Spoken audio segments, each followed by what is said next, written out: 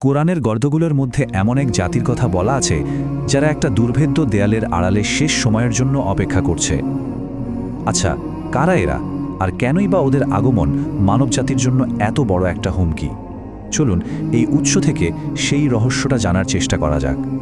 ভাবুন তো, হাজার হাজার বছর ধরে তারা একটা দেয়ালের পেছনে বন্দী। কিন্তু সবচেয়ে বড় প্রশ্নটা হলো, সেই দেয়ালটা আসলে কোথায়, আর ওরা এখন কি করছে? একবার শুধু কল্পনা করার চেষ্টা করুন, এই মুহূর্তে পৃথিবীরই কোনো এক অজানা জায়গায় একটা লোহার দেয়ালের ওপাশে কোটি কোটি দানব তৈরি হয়ে আছে মুক্তির জন্য।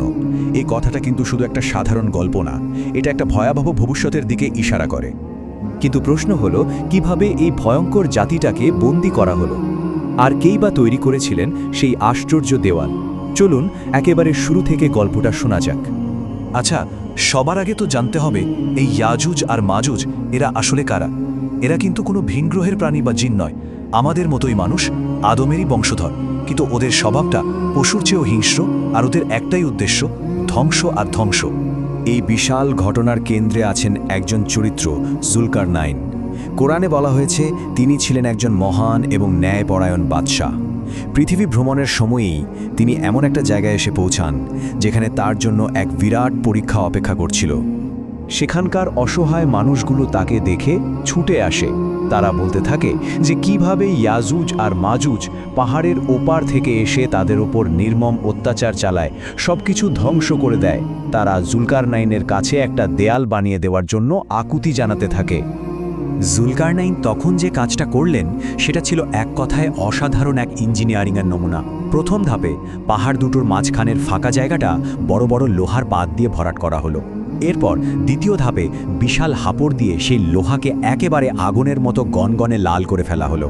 আর শেষ ধাপে ওই গরম লোহার ওপর গলিত তামা ঢেলে দেওয়া হলো। ব্যাস, তৈরি হয়ে গেল এমন এক দেয়াল যা ভাঙা প্রায় অসম্ভব। হাজার হাজার বছর তো কেটে গেল, এখন কি হচ্ছে দেয়ালের ওপাশে? ওরা কি চেষ্টা করা ছেড়ে দিয়েছে? একদমই না, বরং ওরা এক অদ্ভুত আর শেষ না হওয়া ব্যর্থতার চক্রে আটকে আছে। দৃশ্যটা একবার ভাবুন তো, কি অদ্ভুত! হাদিস অনুযায়ী ওরা প্রতিদিন সকাল থেকে সন্ধ্যা পর্যন্ত ওই দেয়ালটা খুঁড়তে থাকে। খুঁড়তে খুঁড়তে যখন দেয়ালটা প্রায় ভেঙেই ফেলবে, তখন ওদের নেতা বলে, যাও, আজকের মতো অনেক হয়েছে, কাল এসে বাকিটা ভেঙে ফেলব। কিন্তু পরদিন সকালে ওরা এসে দেখে দেয়ালটা একেবারে আগের মতোই মজবুত হয়ে গেছে। হাজার বছর ধরে এই চেষ্টার বিফল হওয়ার কারণটা কি? কারণটা শুনলে অবাক হতে হয়। খুবই সাধারণ, কিন্তু অনশন গুরুত্বপূর্ণ। ওরা ওদের পরিকল্পনার সাথে একটা শব্দ যোগ করতে ভুলে যায়, ইনশাল্লাহ, মানে যদি আল্লাহ চান। আর এই একটা ভুলের জন্যই ওদের সব চেষ্টা প্রতিদিন ব্যর্থ হয়ে যায়।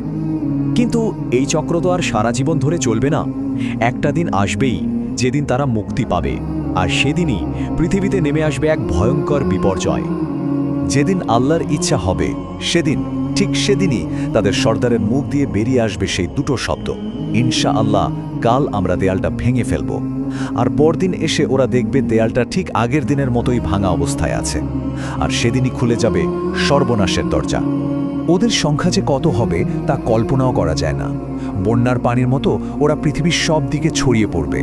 ওদের প্রথম দলটাই ফিলিস্তিনের তিবুরিয়া সাগরের সবটুকু পানি পান করে শেষ করে দেবে। ভাবুন, এর ফলে পৃথিবীতে কি ভয়াবহ দুর্ভিক্ষ আর হাহাকার শুরু হবে। তাদের উদ্ধত্ত, তাদের অহংকার এমন পর্যায়ে পৌঁছাবে যে পৃথিবীকে জয় করার পর ওরা আকাশের দিকে তীর ছুড়বে। ওরা ভাববে এবার আসমানের স্রষ্টার সাথেই যুদ্ধ করবে। যখন পৃথিবীর কোনো শক্তি তাদের দমাতে পারবে না, তখন তাদের পতন ঘটবে সরাসরি আসমান থেকে এক ঐশ্বরিক হস্তক্ষেপে। ইসলামী বিশ্বাস অনুযায়ী সেই কঠিন সময়ে পৃথিবীতে আবার ফিরে আসবেন নবী ঈসা আলাইহে। আল্লাহর নির্দেশে তিনি তখন বিশ্বাসীদের নিয়ে তুর পাহাড়ে আশ্রয় নেবেন, কারণ ইয়াজুজ আর মাজুজের সাথে যুদ্ধ করার মতো শক্তি তখন আর কারো থাকবে না। পাহাড়ে আটকে থেকে মুমিনরা ভয়ানক খাদ্য সংকটে পড়বে।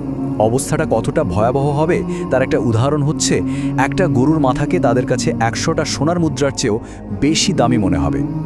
কোনো উপায় না দেখে নবী ঈসা আর তার সঙ্গীরা আল্লাহর কাছে মন থেকে দোয়া করবেন। আল্লাহ সেই দোয়া কবুল করবেন এবং ইয়াজুজ মাজুজের ঘাড়ে নাগাফ নামের এক ধরনের পোকা পাঠিয়ে দেবেন। আর তারপরই ঘটবে সেই অবিশ্বাস্য ঘটনাটা। চোখের পলকে কোটি কোটি সদস্যের সেই বিশাল দানবীয় বাহিনী সবাই একসাথে একটা প্রাণীর মতো মৃত্যুর কোলে ঢলে পড়বে। তাদের মৃত্যুর পর পৃথিবীতে শান্তি ফিরে আসবে ঠিকই, কিন্তু তারা পেছনে রেখে যাবে একটা বিশাল শিক্ষা আর আমাদের সবার জন্য এক বিরাট সতর্কবার্তা। নবী ঈসা আর তার সঙ্গীরা পাহাড় থেকে নেমে এসে দেখবেন সারা পৃথিবীর লাশে ভরে গেছে। আবারও তারা আল্লাহর কাছে দোয়া করবেন। তখন আল্লাহ ৩টে ধাপে পৃথিবীকে পরিষ্কার করবেন। প্রথমে আসবে মুষলধারে বৃষ্টি, যা সব ধুয়ে নিয়ে যাবে, আর তারপর লম্বা গলার বিশেষ পাখিরা এসে বাকি লাশগুলো সমুদ্রে ফেলে দেবে। এরপর পৃথিবীতে এমন শান্তি আর বরকত নেমে আসবে যে বলা হয় একটা মাত্র ডানিমই একদল মানুষের খাওয়ার জন্য যথেষ্ট হবে। জমিতে আবার ফসল হবে আর পৃথিবী আবারও শস্য শ্যামল হয়ে উঠবে। ইয়াজুজ আর মাজুজের এই ঘটনাটা কিন্তু শুধু একটা গল্প না, এটা আসলে আমাদের সবার জন্য একটা বিরাট সতর্কবার্তা। শেষ সময় খুব বেশি দূরে নয়। এখন প্রশ্ন হল, আমরা কি সেই অবশ্যম্ভাবী ভবিষ্যতের জন্য প্রস্তুত, নাকি এখনও দুনিয়ার মোহে ডুবে আছি?